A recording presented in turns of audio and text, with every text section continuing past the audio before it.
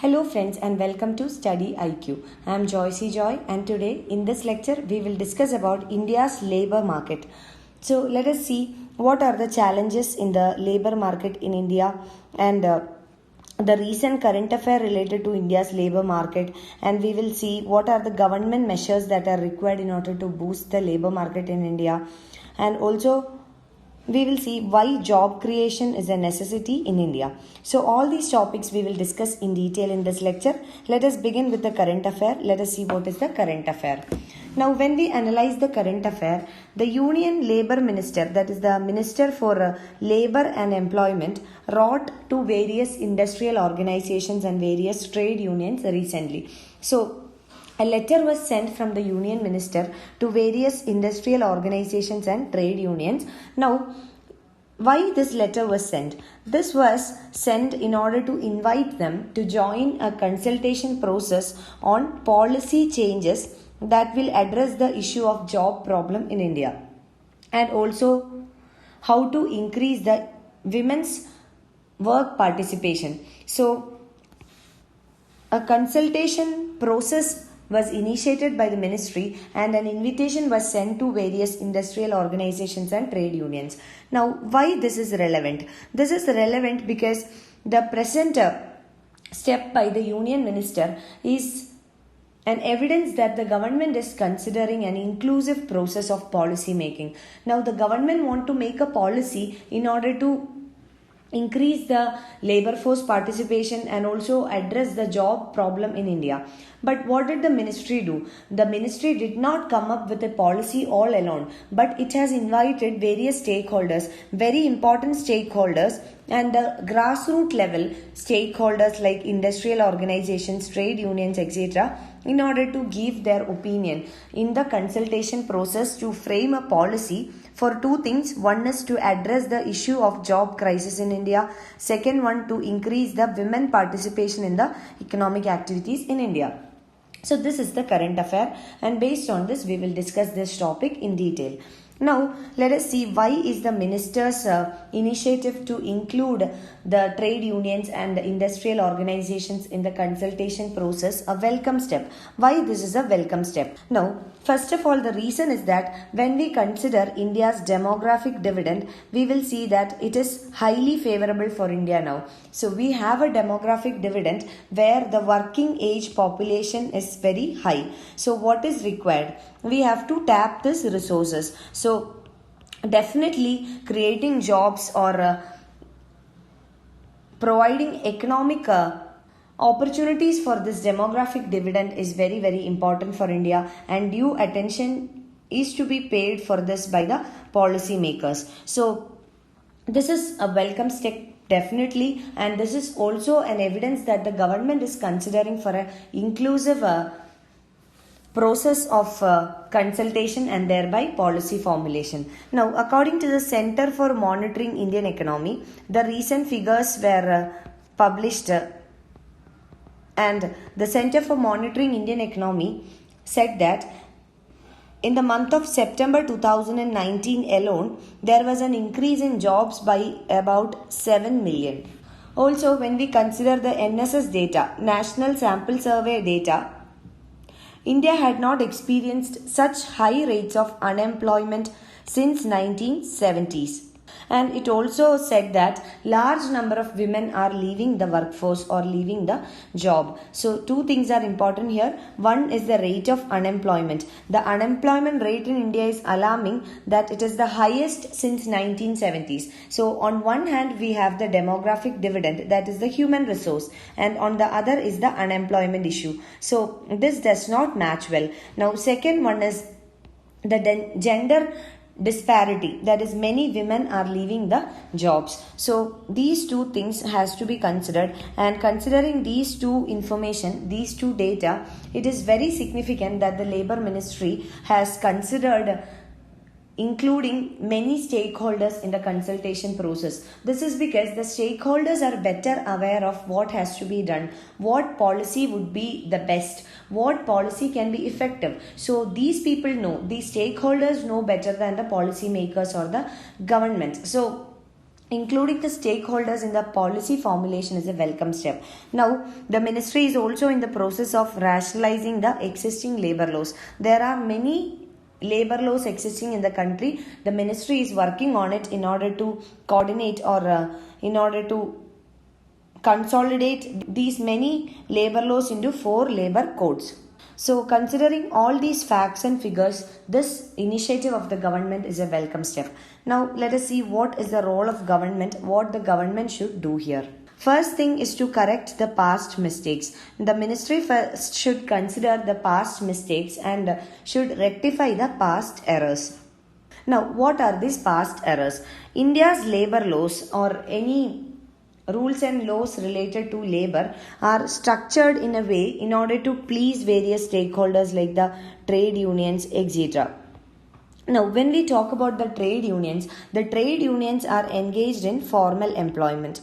And what happens is that when the government makes policies in order to please the trade unions' interest, what will happen? Economic growth or the growth of the manufacturing sector or the economic growth in general will have to be compromised. It becomes restrictive.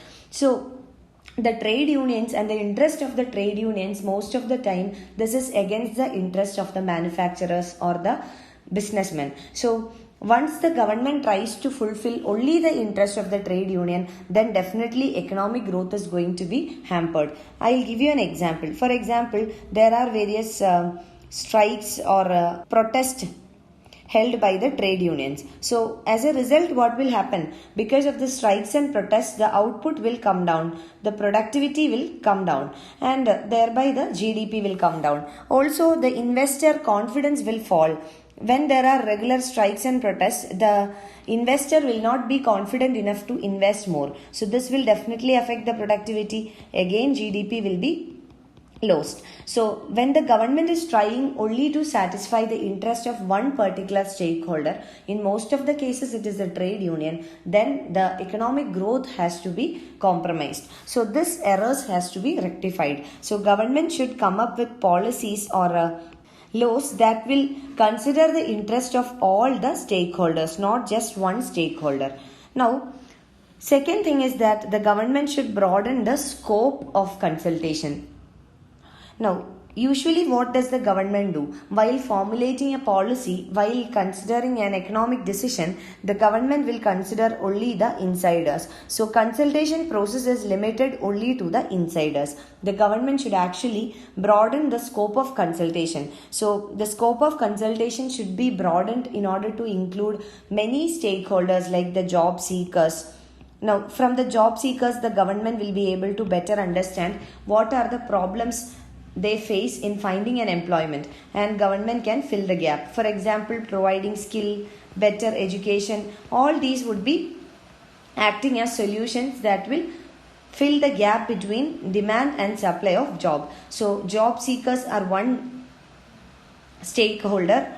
Now, another one is informal workers, another one is trade union, another one is company, another one is industrial organizations or industrial groups. So, all these are different stakeholders. So, government should not only consider one stakeholder or the interest of just one stakeholder, but instead the government should have a broad consultation process where all the opinions of different stakeholders are considered, and while formulating the policy, all the interests are combined together and the demands are met to the maximum extent. Now, broadening the scope of consultation will also help in creating real labor law reforms. What we need is structural reforms, real reforms. So, broadening the scope will also allow creating or reforming the labor laws. Now, third most important thing is job creation. When we look at the present economic condition in Indian economy, we see that the rate of investment has come down. So, as a result of fall in investment, what has happened? There is widespread unemployment. Now, how is investment and unemployment connected? Let us see. Now, when the investment increases, it means the capital increases. So, when there is huge capital investment, this means that more number of jobs are created because there is more output creation. Now, the opposite happens when there is lack of investment. When investment falls, it means that the output also falls. So, To produce lesser output, we need only lesser manpower. So job creation will also fall. So when we look at the present economic condition in India, there is a declining investment environment. So as a result of this declining investment environment, many people are losing their job opportunities and unemployment is a very common phenomena. Now, we need to understand which are the potential areas where job can be created. So, government has to focus on this potential areas. Now, which are the potential areas? First one is logistics sector. This has got a huge scope for employment creation. Now, exports. Another one is gig economy, that is informal economy, contract based jobs. Now, another one is internet platforms. So these are all some of the areas where more number of jobs can be created, where there is a potential for job creation. So government should focus on these areas and government should formulate proper policies for these areas. And also government should consider making public investment, that is government investment in these potential areas where a large number of jobs can be created in the economy. Now, here when we look at logistics sector, exports, gig economy, internet platforms, not necessarily all the jobs created here would be formal in nature. Formal in nature in the sense that the employees would get some social security benefits, etc. But the government can definitely regulate these sectors. Even though it is not a formal sector by the traditional sense, the government can definitely regulate it. So government should come up with policies to regulate these sectors. Now, next one is the focus of the government. What should be the focus of the government? Definitely the focus and the target, the long-term objective of the government is to formalize the economy, to include more number of employees into the formal sector of the economy. So formalization of the economy is definitely the long-term target or long-term objective of the government. But the government should not actually ignore the rising gig economy or the contract-based jobs. Gig economy is a very, very important term. Let us see what is gig economy.